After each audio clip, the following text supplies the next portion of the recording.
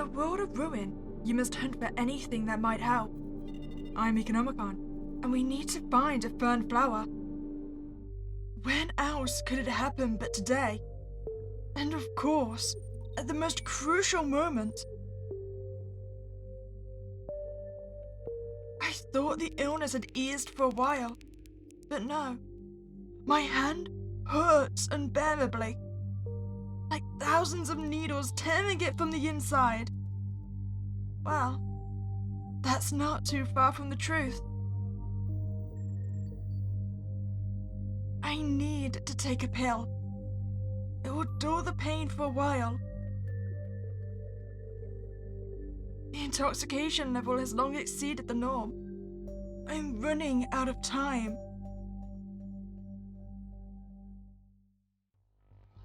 The day has come! The sacred day! The day of blossom! The day of salvation!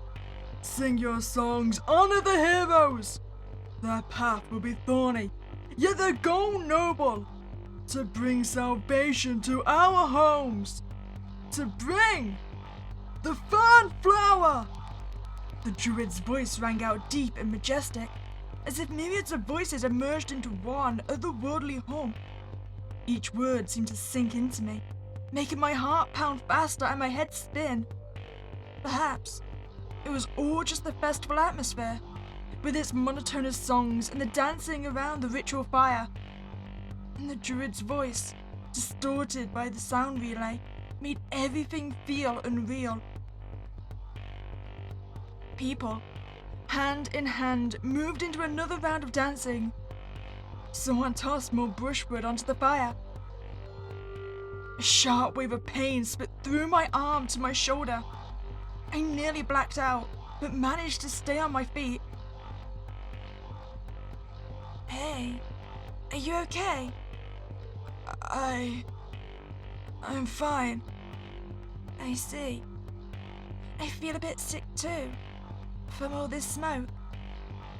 But the ceremony is almost over. Hang in there. I lifted my head. A little behind me stood a tall, dark-haired girl with pale skin and sorrowful eyes. She was nervously twisting a half-heart pendant that hung around her neck. Thanks. But the girl no longer looked at me. Her distant gaze was fixed on the forest. It was like she could see something there. Something that no one else could. I glanced around, trying to take in the other members of the expedition. Two of them stood beside me. One I knew well, Blodko. Tall, broad-shouldered guy, with a stern, far too cold gaze for someone so young. We used to be friends, hanging out together as children and, oh, the irony, playing Fern Seekers. Who knows, maybe we'd still be friends, if not for that horrible day. The other was a middle-aged man with a kind face and a touch of grey in his hair. His worried look drifted across the crowd. Then, his face lit up and he waved to someone. A small shadow broke from the crowd and waved back. In your hands, our fate. In your hands, our lives. So, this is our team. The next few days, perhaps longer, depending on the blossom time, we'll spend together. And even that already feels like too much for a recluse like me. The only thing that keeps me together is our shared purpose. To find the Fern Flower in this cycle. Listen to the whisper of your heart, and you will reach your goal. May the power of Fern protect you. Well then, the time has come. So just for a little bit of reassurance, these hunts are usually successful, right?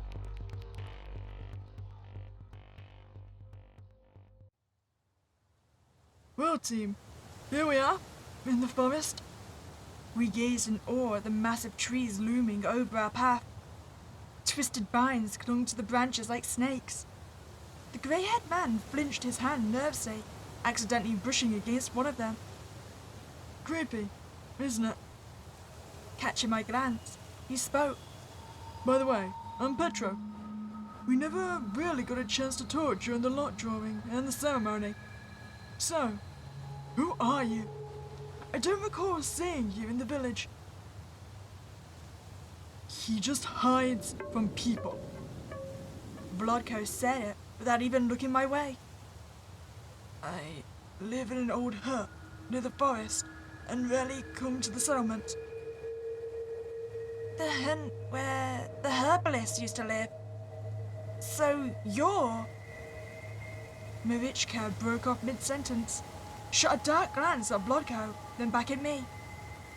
I see now why some people don't enjoy your company. She was about to ask something else, but Vlodko cut her off. Give up. The toxic zone starts here. Hey, Vlodko. You are just a druid's apprentice, not the high druid himself. So quit barking orders. These are not orders, Marichka. It's basic safety. Yeah, sure. You know, I would have assumed that the druid's apprentice would have been exempt from going on the hunts. 'Cause, I mean, it sounded like it said it was a lotto, right? So random drawing. I would have thought that the druid himself and the apprentice would be too important to risk. I mean, I was assuming that no one actually wanted to do these hunts, and that's why they had to draw names. The girl sneered and pulled on her mask. Vlodko turned away sharply and hurried ahead. Petra and I exchanged a glance and put on our gear as well. Should I probably mention to the group how sick I am? I mean, I'm assuming if I die on the hunt, it might be risky for them as well, right? Inhale. Exhale. For a few seconds, my head was spinning. The oxygen filters in our mask were outdated. The stench of rotten microcircuits filled my lungs with something foul and unnatural. I wanted to rip off the mask and breathe fresh air, even though it was heavy with toxic pollen. Inhale. Exhale. Copy. Do you hear me? Loud and clear. All good. Actually, it wasn't. My head was still light, but the body would adapt soon. The main thing was to keep the intoxication level low. My radio keeps buzzing. Lots of static. Indeed, Marichka's voice is breaking up. The radios looked far too old and neglected, as nobody cared whether they worked. Not a good sign. I had to warn my teammates. Most likely, this effect is caused by spore gas released by some bassy dynamite seeds. It seeps into the circuits and oxidizes them. Try not to use the radios unless necessary. Everyone stares at me in surprise. You are not such a simple hermit after all. I was embarrassed by their stern gazes. I wasn't used to so much attention. Hey, what the heck? Get off me! We all turned to Vlodko. Something touched my leg just now. It felt alive. There were no animals here, only forest monsters. Better not stand still for too long. Let's move.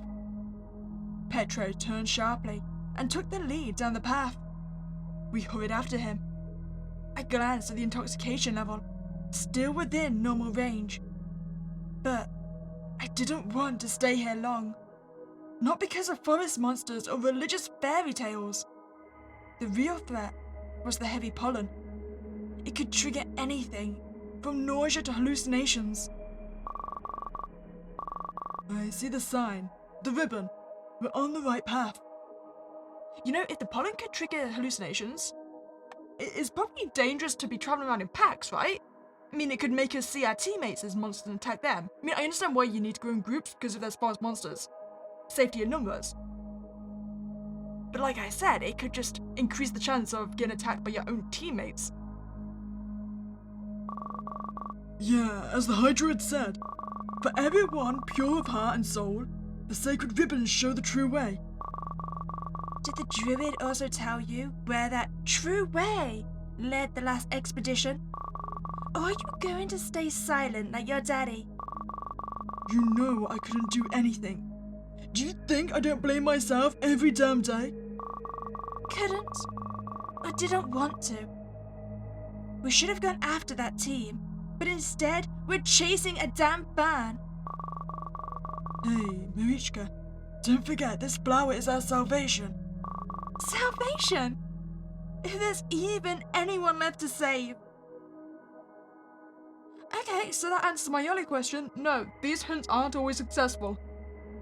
I feel like we're screwed. Petro froze in shock. Without looking back, Meeka strode ahead. I understood her. The loss of a loved one leaves an eternal emptiness inside. I hurried along the path, studying plants around me. It was probably the first time I'd gone this deep into the forest. Usually I gather the herbs in a small grove near my hut, enough to brew a decent antidote. But here the plants were definitely more interesting, more diverse. Maybe I could even collect some. I examined every bush, waiting for the right moment to secretly pluck a sprout when no one was looking. Because of the settlement's strict laws, people were afraid to even mention plants other than the fern. How foolish! Not every herb is as toxic or dangerous as they believed. There it is! A beautiful fresh shoot. Looks like Avalacia. I'd found something similar before, and it proved itself surprisingly effective. Damn, what the... I reached for the plant but jerked back instantly, nearly losing my balance. What's wrong? I tried to think fast, but Petro was already standing beside me, staring at the same sight. Oh. I'm guessing that was the previous expedition. There, in the undergrowth, among the thick grass, lay a fern seeker's protective suit, covered with shoots and lichen. The strangest thing was that there was no body, no remains, nothing inside or near the suit. It looked as if whoever wore it had simply vanished into thin air. So could it be like an effect, like when you're freezing and like your body starts telling you that it's boiling instead, so it makes you like strip off your clothes? Could like that have been a similar thing that happened here? Like somehow the pores got inside the suit, started making them hallucinate, and caused them to take off the suit themselves? In which case, is there a chance they could still be alive in the forest and they've like mutated into one of the forest monsters instead? It's like they said, like these pollen can have a multitude of effects on the body. What's that? What are you staring at? Meeka quickly ran up to us and froze. Her eyes widened, her body went limp, and she collapsed to her knees. Oh, no, it can't be him. My Ivanko. Meeka. This is definitely his suit. Look, the embroidered flower on the sleeve. I sewed it myself. Maybe he tore the suit off and went on. He should still be somewhere around here. Somewhere nearby. Meeka scanned the tangled thick in a panic, then grabbed the ripped suit and jumped to her feet. We have to look for him right now! Hey, Meeka, stop! Remember our goal, to bring the Fern Flower. We can't let people go without a cure. We can't let anyone die. But... Meeka, it's been 5 years. The last expedition was 5 years ago. Hey, what is going on? And what the hell is up with your radios? I only hear static. Out of breath, Bloodco came running up. What the? Isn't that a Fern Seeker suit? The three of us turned. Vlodko caught sight of Marishka's tear-filled eyes and quickly looked away. We've got a problem. The root. Something's wrong with it.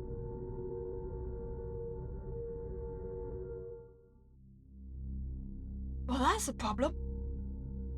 Damn, the route really was messed up. We stood at a crossroads. The single trail we'd been following split into 4 directions. And the ribbon that once marked our way was now tied to almost every tree in the clearing. A chill ran through me. My whole body tightened as goosebumps spread under my skin. How is this even possible? Was someone deliberately trying to confuse our route? No.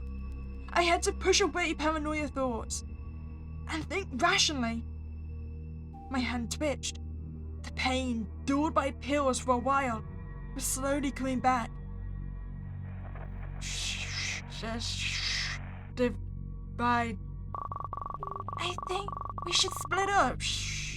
It's the only rational decision. Marishka swept her gaze across the team. Doubtful. With the radios crackling like this, we'd only lose each other in the thicket. But we can't go back. Too many lives are at stake. I'm not saying we should turn back. Just maybe we could ask the druids for advice. And waste precious time.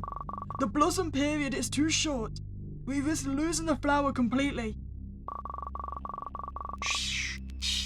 Let's just keep moving forward. Everyone turned to look at me.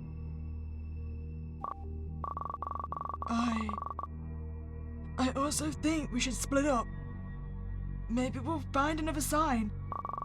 I'm sure there must be some around here. We'll stay in contact as long as the radios work. And if anything happens, we regroup here at the crossroad. What do you think? I agree. Yeah, I'm in. Vlodko? Fine, but I'm telling you, this is a bad idea. Shh. I'm here. What? What did you just say? Marishka, nobody said a word. That was just static on your radio. Wait, she's still carrying her loved one's ex-suit? So I'm thinking the voice could be coming via that suit, right? And it's in close proximity to her, that's why she's hearing it.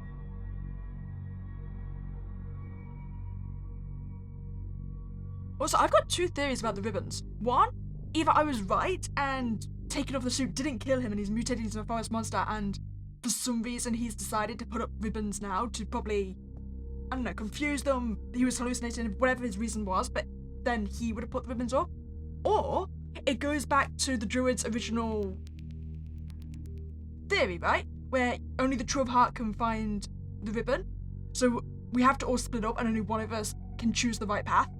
And maybe that's why there's so many different options. I mean, in that case, it doesn't bode well for the 3 other people, because the implication would be they're not true of heart and they're probably going to die on their path then. It was humid, damp and sticky in the forest, and soon my suit was covered in tiny drops. I kept wiping my goggles, just to see anything at all. And of course, there was plenty to see.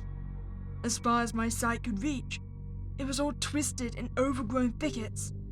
Rare forest clearings were filled with flowers of every shape and form.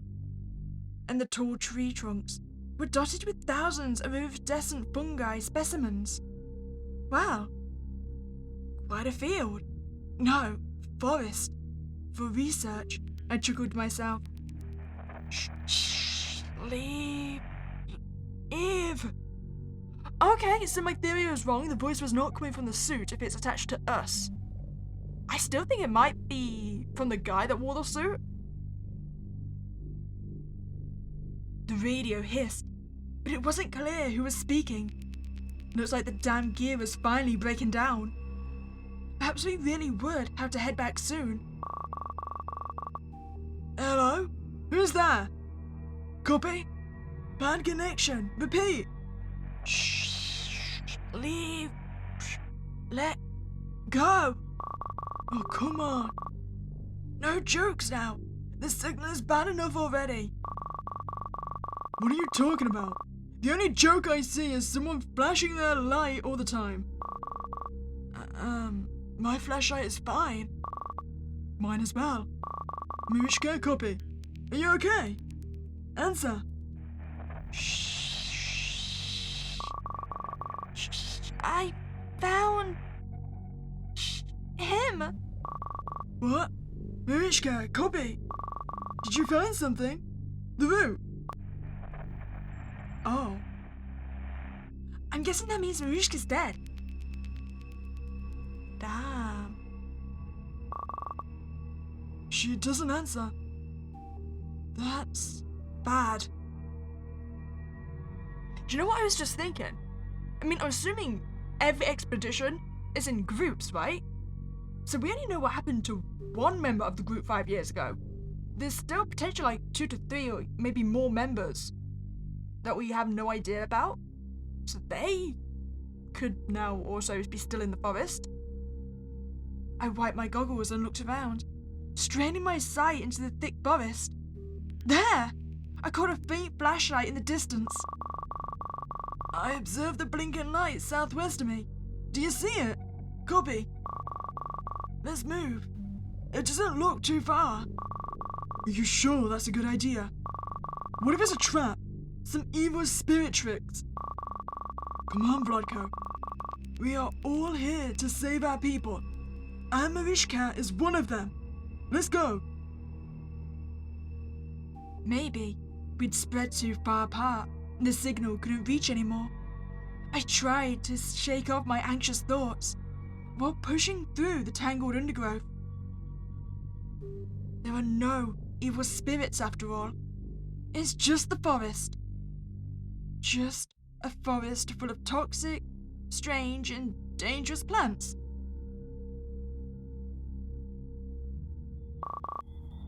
No. Mariska! Petra's voice was raw and desperate, but I was already close. Through the shadows of the trees, I could see him waving his arms frantically. I rushed towards him. Bursting out of the thickets, I realized what had shaken Petra so much.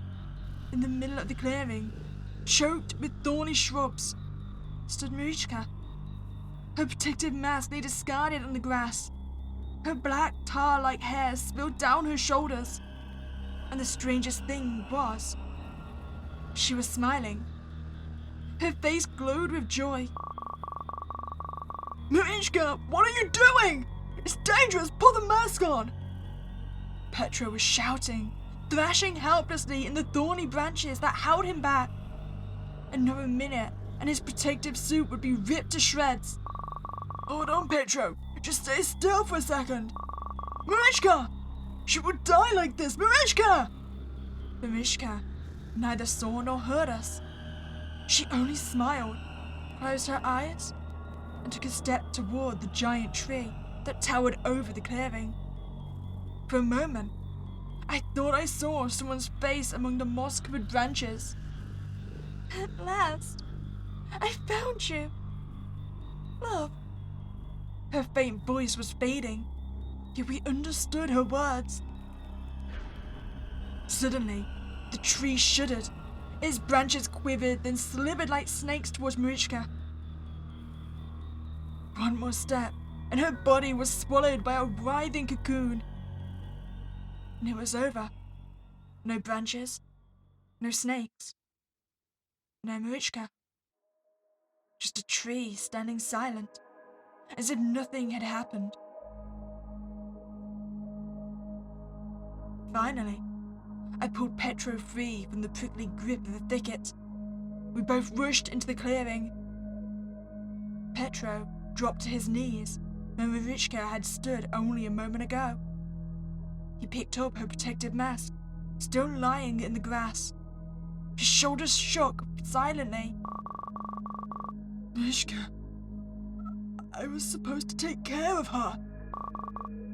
after Ivanko died. I mean, after my brother Ivanko went after the Fern Flower and never came back, I swore I'd protect her at any cost. But I failed. Pedro, I'm so sorry. he knelt there, clutching Marichka's mask with trembling hands. I should give him a moment, but staying here too long was dangerous. I glanced at the silent tree that had devoured Marichka. All of a sudden, a cold metallic glint flickered in its leaves. When I looked closer, I saw two pendants tangled in the branches, two halves of a heart. Oh, damn. I'm guessing she really did see Ivanko in the tree then. Pedro, let's move. We have to keep going. I tried to sound calm, but I could barely stand on my feet. Did you see Vlodko? Wasn't he right behind you? What? What? I said Vlodko. Did you see him? His radio is dead. He's not answering. No, I don't think so. But I remember seeing 3 flashlights moving the same way. So he must have been close. But after that I reached the clearing, and then... shh. That's bad. We need to get back to the crossroad. Maybe Vlodko is waiting there. Did you hear that? Could be Vlodko trying to contact us. Let's hurry up. I mean, I think Marichka's death did show something that I was kind of right earlier, and the spores could be influenced them to take off their own masks, since she did as well. Petro walked ahead, casting a distracted gaze around. I was still shaking, but tried to keep it together. What the heck was it back there? Carnivorous plants? A hallucination? Monsters? No, I have to focus. Instead of buying time, we lost it. And worse, we lost part of the team. Maybe Vlodko had been right. We should have turned back then. I accidentally touched the giant root. Pain shot through my hand. Right! I pulled a small dark jar from my pocket. Time to take another pill.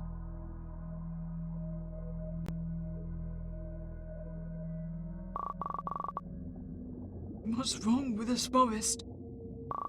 We were following the right path. Where did this swamp come from? I have no idea. Where the crossroad was supposed to be, a foggy, overgrown swamp stretched to the horizon. Nearby lay a broken tree, with a ribbon tied around its thick trunk. No sign of Vlodko. His radio was still silent. Yeah, but at least we found the route. And it leads into the swamp?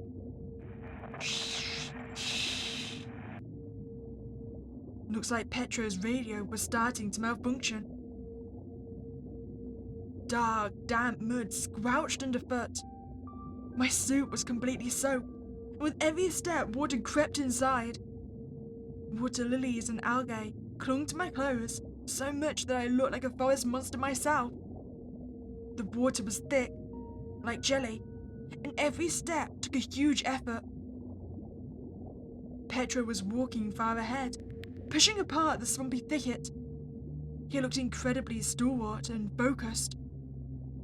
There was no trace left of the desperate man who had been sobbing back at the clearing. Hey, Pedro, are you sure we are on the right track? Sure. See? There's a cave ahead, no doubt. We should head this way. I even see the mark on that tree. I strained to look, but all I could see was an endless foggy swamp. Suddenly, the small glowing sprout popped up out of the water. Then, another, and another.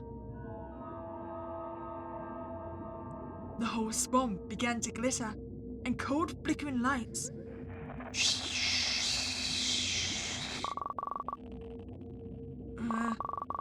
Worry not. Your hand will be fine. I'll help you. Pedro? The wave of icy cold hit me like someone poured freezing water over my head. What the hell's he saying? How did Pedro know about my sore hand? Don't worry. Everything will be fine. Daddy is here. Daddy will bring the fern flower, and your hand will stop hurting.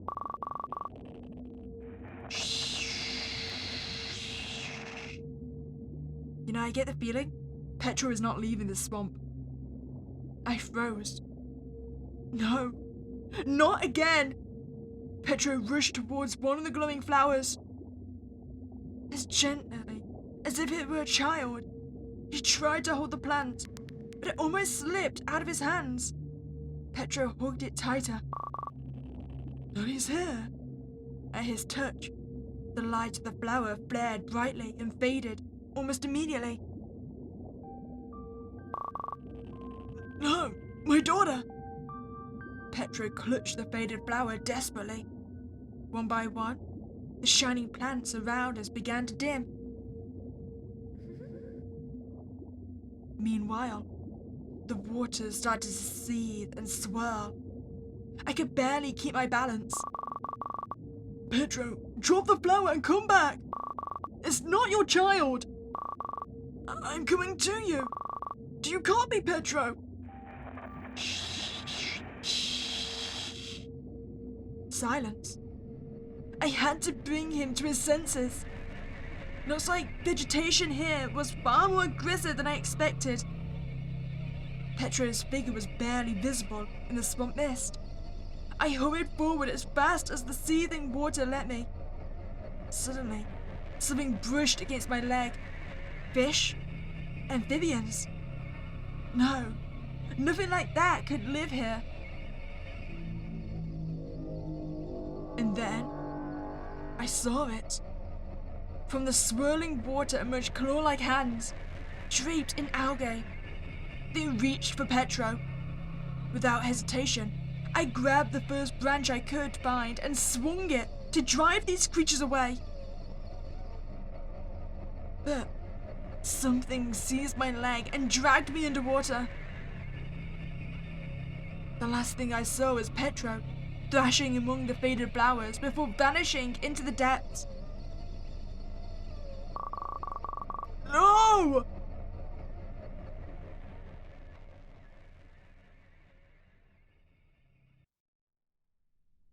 Bloodco, is that you? I opened my eyes. A dark, massive figure loomed over me. A detective mask and goggles laying nearby. My eyes, nose, and mouth were filled with stinky swamp water. I coughed hard and inhaled humid air. Hey, wake up, buddy! Only druids, I thought you were gone! Bloodco. Here, take this. Put it on quickly, before it's too late. Bloodco grabbed my gear and shoved them into my hands. I poured the gear on in a hurry. Better? Bloodco, where have you been? What happened? Pedro, is he alright? I tried to steady my breath and focus. My head throbbed and my thoughts were in disarray. Bloodco frowned and turned away. Pedro, I didn't see him. Your radios were silent and I completely lost the way. I wandered through this damn swamp for what felt like eternity. And I heard screams and rushed there. You were thrashing in water, probably caught by underwater roots, dragging you down. By the time I pulled you out, you were already unconscious. Luckily, I spotted this small cave nearby. That's how we ended up here. Pedro, he was with me! After Marishka's death. We've searched for the crossroad, but we were trapped in the swamp and those thickets! Stop! Marishka, she's dead. Vlodko's frown deepened. His cold stare made me shiver. For a second, I felt as if he were blaming me. I hunched instinctively. Why do I get the feeling that Vlodko is probably going to die from a confrontation with us, and it's probably going to have something to do with whatever caused us to stop being friends that we mentioned earlier? Because it already sounds like he doesn't trust us to begin with, and add like hallucinations and paranoia into the mix. That's a recipe for disaster. Did you hear that? Someone's radio is still on. I glanced at Vlodko with concern. All these noises on the radio, his strange behavior. Yeah, it could be an intoxication effect. But so far, it didn't seem to affect me. Maybe we still have a chance of making it out alive. As long as I stay conscious, I'll try to keep Vlodko from slipping into madness.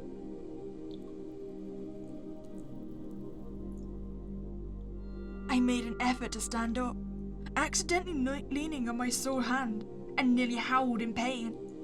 My illness. Things are looking really bad. I need to take another pill. Wait, of course! That must be it! The thought struck me. Maybe that's the reason. The wild ginseng extract didn't just dull the pain, it slowed the toxin down too. I pulled the little jar from the pocket. Damn, only 2 left. We have to keep moving. First, let's find a way out of this cave, and hopefully not back into that swamp. After that, we'll look for some kind of signs or markers. Hey, how are you? Think you can walk? I pushed myself up, unsteady on my feet. I think I can.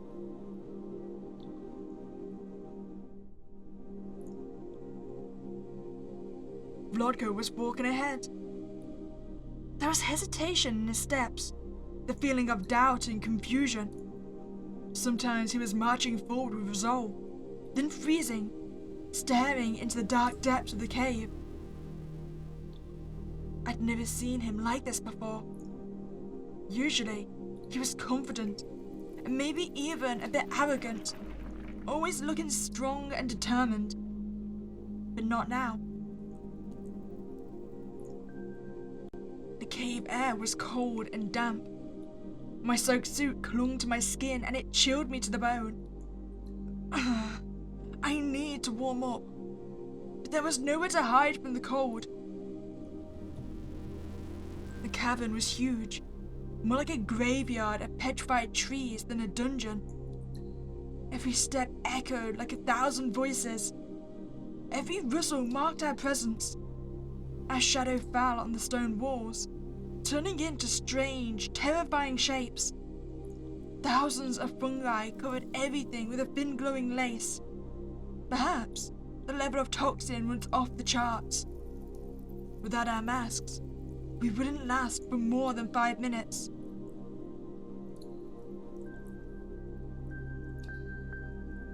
I glanced at Vlodko.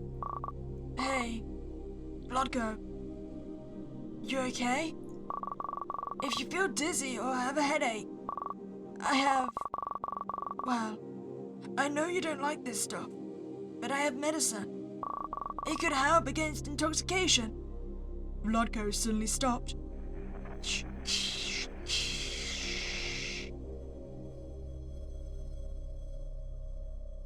He stayed silent. I couldn't see his face, and that made it even creepier. Damn. Maybe it's already too late.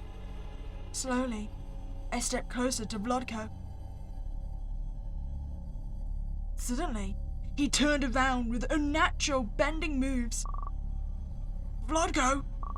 Get away from me, you traitor! I thought you'd given this up. I thought you finally came to your senses. You'll bring disaster to us all. Maybe you already have. All these deaths. My father, the High Druid, warned me.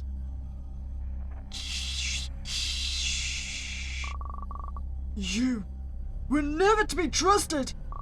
No flower, but the Fern Flower must be taken from the forest. I know the forest punishes us because of you, just like it punished your parents. Oh, that's a little bit of a knife you got there, huh? A massive, threatening figure of Vlodko loomed over me.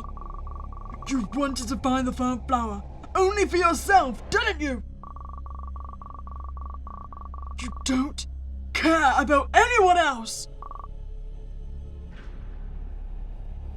You know, if you and your dad didn't trust me this much, why did you select me to go on this journey to begin with? I mean, unless, of course, they were hoping I would die on the journey. But, see, it seems like if you blame me for the situation, you wouldn't want me anywhere near the Fern Flower. In just a few seconds, Vlodko was right in front of me. Even through the mask, I could see his mad, twisted face. I tried to pull away, but he grabbed me and slammed me against the stone wall. I heard a crack. A little jar I was holding in my hand shattered. The last pill rolled to the ground. I jerked, trying to break free. Then I saw a silver flash in his hand. Instinctively, I raised my hand to shield myself. Everything happened too fast. A sharp blade tore through my suit. I gasped as burning pain shot through me and warm blood ran down my sleeve. Vlodko's expression suddenly changed. Mad gleam in his eyes turned to sheer horror. He stared at my hand, covered in blood in horror. Then I realized, through the ripped fabric, he could see my deceased hand. You're a demon! Forest monster! Cursed! Vlodko stumbled back, snipping on the wet stone. He didn't notice the ground vanishing under his feet.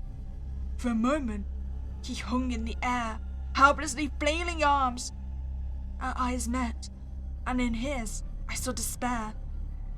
Finally, he realized everything. Then Vlodko was gone.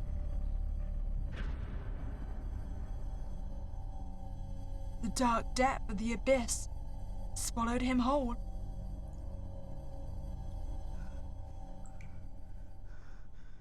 I knew we were gonna get into a fight and he was gonna die. I didn't realize our hand was actually, like, decaying, though. I stood in the cave, gasping for breath, fighting to stay conscious. Darkness blurred my vision. Blood poured from my injured hand. It had to be stopped. I tore strips from my blood-soaked protective suit and wrapped them around the wound.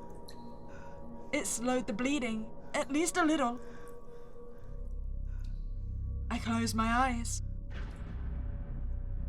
Vlodko's terrifying face still burned into my mind. Vlodko, Petro, Marichka, I couldn't save any of them. It felt like something inside me snapped.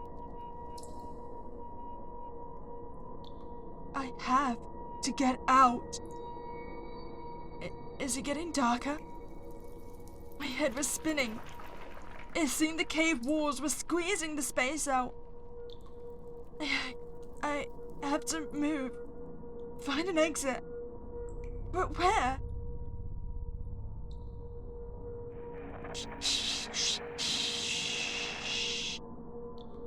Careful.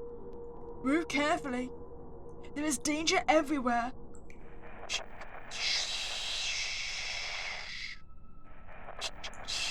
Stay.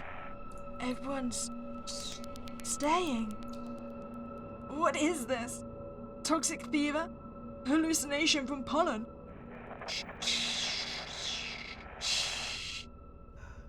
Have to keep going.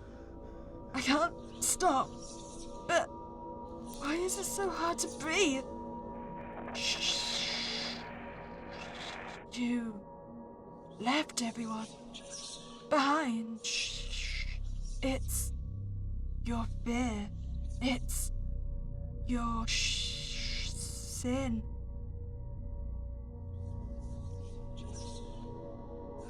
My head is about to burst. Whispers. Whispering on the radio. No, whispering in my head. It's your fear. Is fear? Fear!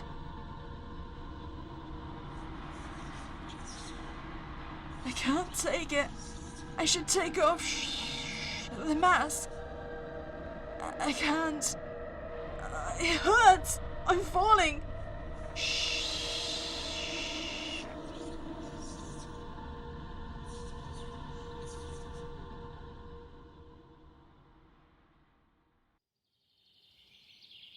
What's that smell? Wild herbs? Wheat? The sun is warm, flooding the green meadows. I'm 5. I found a beautiful, colourful flower. Vlodko and I argued about whether we should pick it. Flowers are not to be touched. But I said my mum is kind, and she is picking them herself.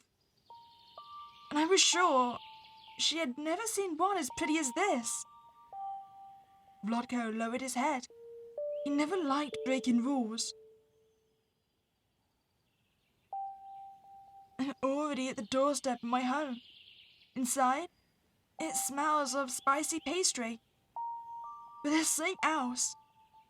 A sharp, bitter smell. Like the one in Vlodko's house. Mom, it's okay, don't cry. A tall man in a dark cloak with a frightening look up is shouting something. Then he turns and slams the door. Mom, don't cry. Look, I found a beautiful flower for you. What's that smell? I forced my eyes open. Dim cold light revealed the outline of the old abandoned room. A rusty metal table, a few broken chairs with strange mechanisms, a shuttered glass cabinet. All this furniture looked odd and unfamiliar. I had never seen anything like it. On the walls hung scraps of half-rotten papers.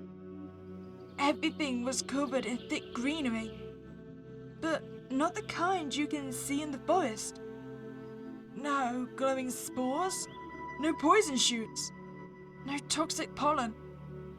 It smelled fresh. Right, I reached my face. I had taken off my protective gear. I inhaled deeply. Breathing was easy, and my head began to clear. I tried to stand up. Leaning on the cold wall, I managed to get to my feet. I swayed a little, weak from blood loss. I glanced at my injured hand. The bandage was almost gone. No fresh blood, only dry, thin, dark traces on the skin. Now, I understand why Vlodko was afraid.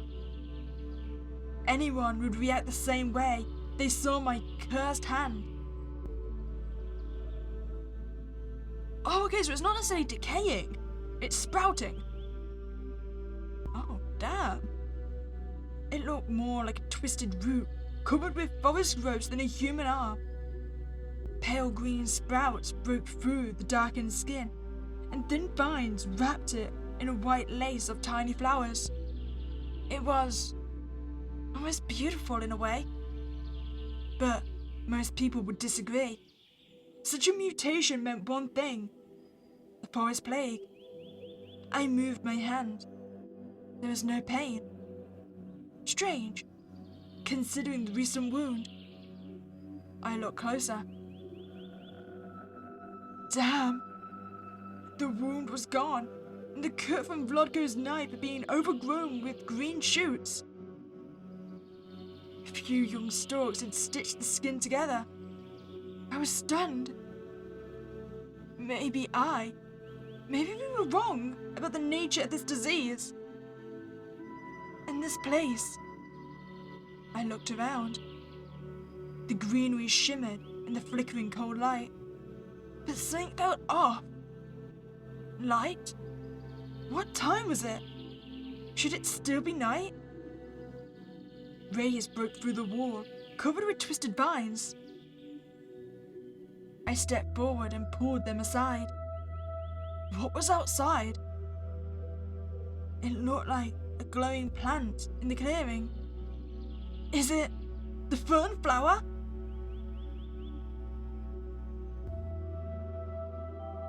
It was bright as day. Finally, I was so close. The closer I got, the clearing, the stronger I felt, the easier I breathed. The pain in my hand was gone, my muscles filled with strength. So, the fern flower really has healing power. Joy and peace spread inside me. I smiled. I wanted to run, just like when I was a child. I sped up, almost running. My body felt weightless, like a feather. It seemed even a small breeze could lift me up. So quiet here, so calm, as if I had come home. I came into the light. There it is, the healing fern flower. What? A beautiful, dazzling flower rose above twisting sheer stalks. It grew form. Flodko, Petro, Mimishka. Their bodies, tightly wrapped in vines, were covered with glowing sprouts. They had become part of the hill, its soil, its fertilizer. I stumbled back in shock. No, it can't be. The only thing that makes the healing flower grow is a human body?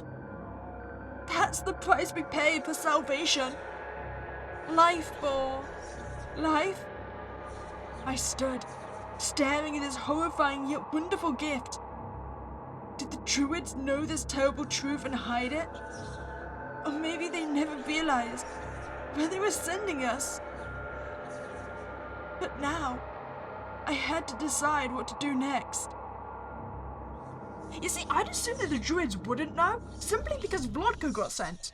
And if he is the Druid's son, surely he'd be classed as being important. Unless the High Druid blames Vlodko for essentially the situation, because what I'm assuming is that when we picked the flower originally, like, they think that cursed the forest, maybe? And that's why everything started this, that's why our parents died, and why we're an outcast. And so maybe the High Druid might blame Vlodko for the situation because he's associated with us. Also, I'm curious whether us picking the flower originally really did cause any of this situation, or if it's all just superstition, because they did make a point of the forest spirit saying, like, it's based on our fear, right?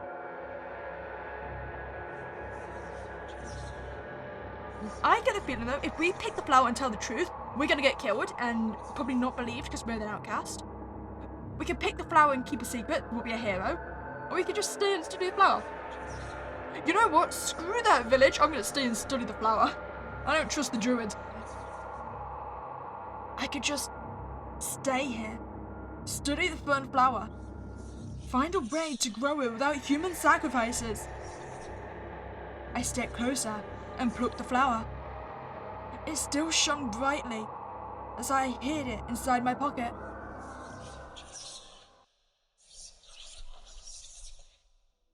Day 3428. Today I couldn't manage to get out of bed. My right leg is completely stiff. I can't even bend it. The sprouts grow through the skin faster every day. They wrap around my body as if trying to consume me whole. I don't have much time left. These notes hold everything I learned here. All my research. Seeker, if you're really reading this, think carefully and find the wisdom to make the right choice before you pick the fern flower.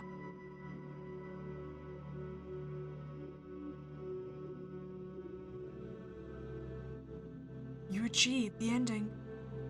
The price of research. So I'm guessing picking and keeping the flower wasn't the right choice. I just don't know if taking it back to the village is going to be any better. I mean, maybe the druid has a recipe that might actually cure us. But to be fair, our disease seems very evolved. And like, it seems very kind of infused with us already that I don't even know we personally can be cured. Okay, I want to see if we go back and tell the truth, if we're going to be scapegoated. Because like I said, we're an outsider, we're the hermit. So it'd be very easy for the druid to convince the entire settlement that we're lying. Let's test it though. I must pick the flower. People in the settlement are waiting for salvation. But they must know the truth. We all must know the price of our lives. I stepped closer and plucked the flower. It still shone brightly as I hid it inside my pocket. I should head back. I just got the bad feeling they're going to convince everyone that I killed the rest of the party. Heretic! Liar! You disgrace the name of Fern. You dared to profane the sacred flower? Your punishment is death! I knew it. You achieved the ending. The price of truth. Okay, so if I pick the flower and keep it a secret, do we think I'm going to become the new druid's apprentice? I mean, the last one's now dead, so the space is open. I could just give them the flower, save everyone, but they would never accept the truth about the price of salvation. Maybe it's better to keep it a secret. I stepped closer and plucked the flower. It still shone brightly as I hid it inside my pocket. I should head back.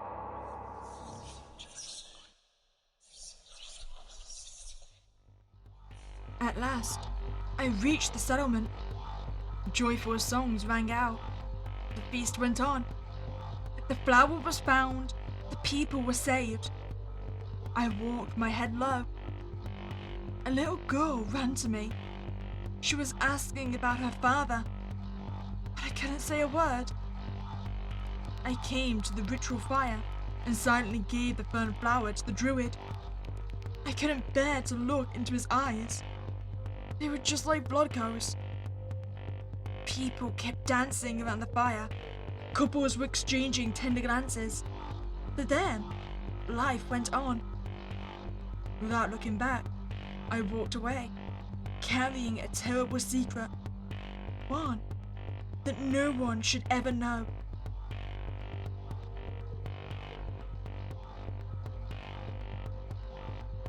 You achieved the ending. The price of life. I still have so many unanswered questions though.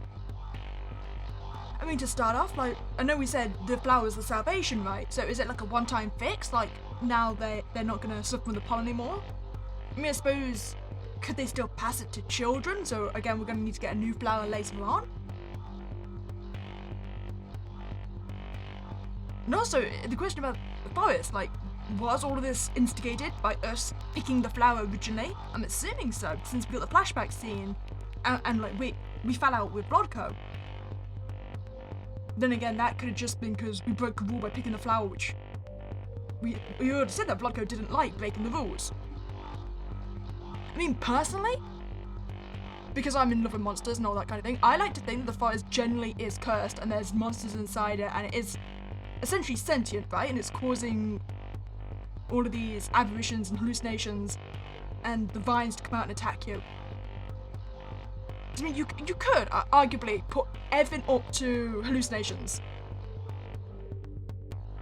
I mean, even at the very end when we find the flower, if we are already suffering from pollen so much, necessarily there might not have been bodies under the hill to pick the flower. It might have all just been a hallucination. I don't like that answer though, because I do like the whole forest is alive situation. I do enjoy that. It is a good story. Well, I hope you enjoyed your time here. If you did, please like the video and subscribe to this channel. And that was Spooky Day, and I'll catch you next time, guys.